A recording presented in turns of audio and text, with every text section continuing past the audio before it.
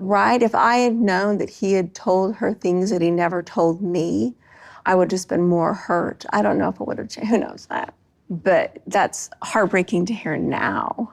I'm not even married to him anymore. Yeah. That's like, what a slap in the face. Really? Yeah. Come on. So you're just bringing that up just to, she's better than you. Ha, ha, ha, ha, ha. Compare, compare, compare. He didn't kiss me until he asked me to marry him, and it wasn't a kiss, it was a stamp. You know, his face smashed mine, that was it, you know, it wasn't anything super sexy.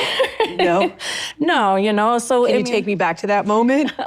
Yeah, like, he asked me to marry him, and we're sitting in his, you know, little fun sports car, because, you know, he can't live without him. And I said yes, and then he grabbed my face, went bam, you know, like, kissed me, bam. Oh, wow. Safety. With Robin. With Meri. But never with Janelle. Never with Christine. And that's where the lie begins.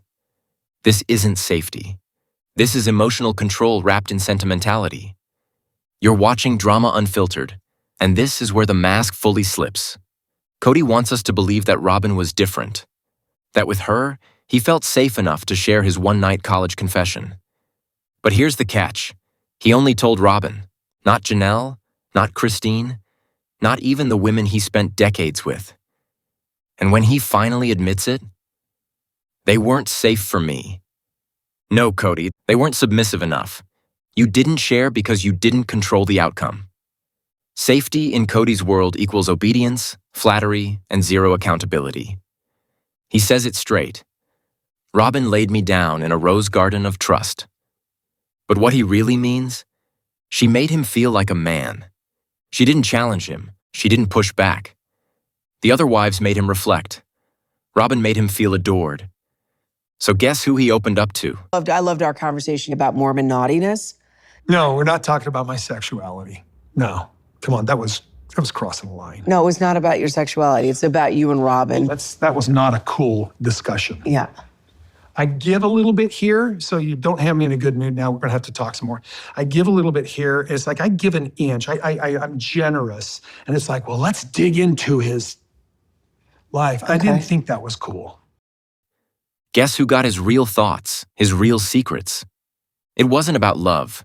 It was about emotional ROI. Give him praise and you get intimacy. Challenge him and you get exile. Cody claims it was fate. He says he saw Robin in church and felt a bolt of lightning. Sounds romantic, until you realize he was already married. Already had 3 wives. Already committed to a plural lifestyle. So what did he do with that lightning? He followed it. He rewrote the rules. He let that one look override years of vows. Continues to persist. Yes.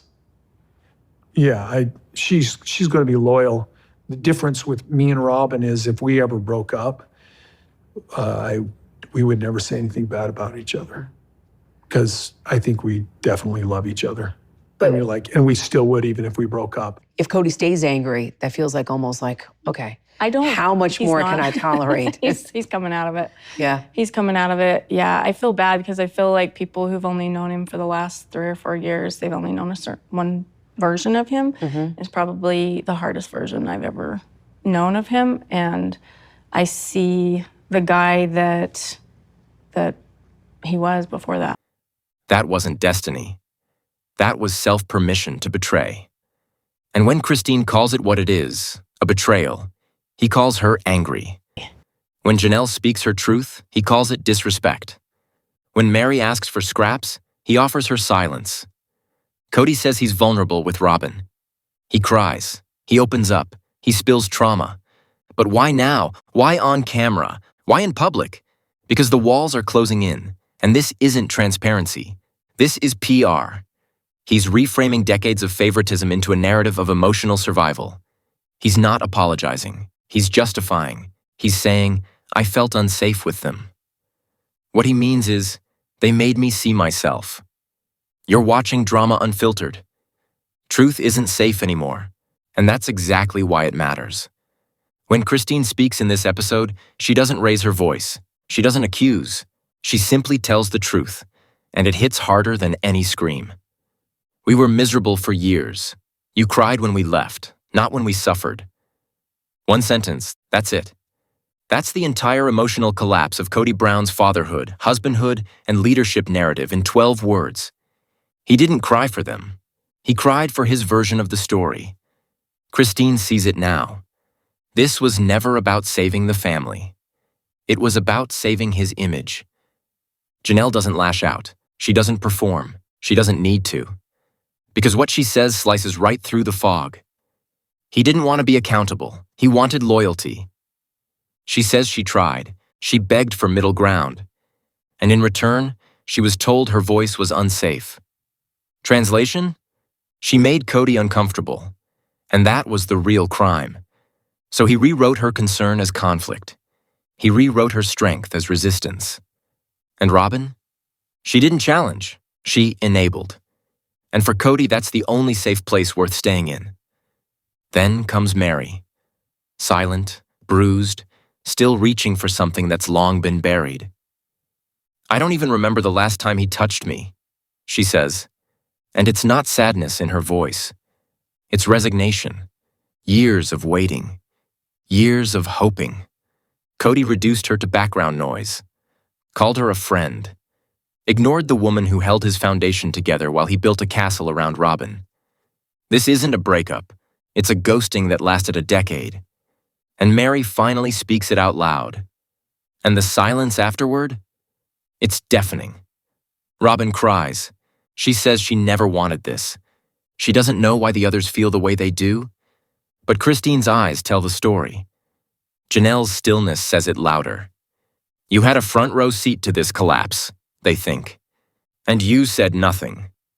Robin didn't throw the match, but she sure stood close to the fire, watching it burn, silent, unmoved. And Cody? He played the villain to protect her image, because in the end, he'd rather be hated than let her be questioned. Let's break the spell. Safety wasn't about trust. It was about power. Cody didn't open up to Robin because she was safe. He opened up because she never challenged his authority, because she let him speak without reflection, because she never made him accountable. Christine didn't get that. Janelle didn't get that. Meri begged for that. But Cody was never looking for equality. He was looking for a sanctuary from criticism. And Robin gave him that. Quietly, completely, unquestioningly. So he called her safe, and called the others dangerous. But the truth? They weren't dangerous. They were done playing along. So here's the truth Cody can't admit. He didn't lose his wives to conflict. He lost them to clarity. You've been watching Drama Unfiltered, the only channel that doesn't treat safety as a strategy. Comment below, did Cody ever want healing or just protection from the truth? Subscribe. The mask is off. The story is over, and the reckoning is just beginning.